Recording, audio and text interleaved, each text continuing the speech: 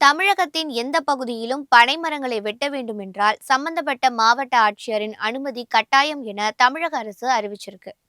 150 ஆண்டுகள் ஆயுட்காலம் கொண்ட பனைமரங்கள் வெட்டப்படுவதை தடுக்கவும், அதனை பாதுகாக்கவும் தமிழக அரசு வழிகாட்டு நெறிமுறைகளை வெளியிட்டிருக்கு. மேலும் அது தொடர்பான கண்காணிப்பு குழுவும் அமைக்கப்பட்டிருக்கு. மாவட்ட அளவிலான கண்காணிப்பு குழுவிற்கு மாவட்ட ஆட்சியர் தலைவராகவும், வட்டார அளவிலான கண்காணிப்பு குழுவிற்கு தோட்டக்கலை உதவி இயக்குனர் கண்காணிப்பு தலைவராகவும் செயல்படுவாங்கன்னு அரசு அறிவிச்சிருக்கு. வட்டார அளவிலான குழு பனைமரங்களின் எண்ணிக்கையை கணக்கிட்டு கிராம வாரியாக இருப்பு பதிவேட்டை பராமரிக்க அறிவுறுத்தப்பட்டிருக்கு. மேலும் பனைமரத்தை வெட்டுவதற்கு மாவட்ட ஆட்சியரின் அனுமதி அவசியம் என்பது தொடர்பான விழிப்புணர்வை மக்களிடையே கொண்டு செல்ல வேண்டும்னு அறிவுறுத்தப்பட்டிருக்கு. தவிர்க்க முடியாத சூழ்நிலையில் பனைமரம் வெட்டுவதற்கு அனுமதி வேண்டி தனிநபர்களும் பொதுத்துறை நிறுவனங்களும் வேளாண்மை உழவர் நலத்துறையில் உழவர் செயலி மூலம் விண்ணப்பிக்க வேண்டும்னு அரசு அறிவுறுத்தியிருக்கு.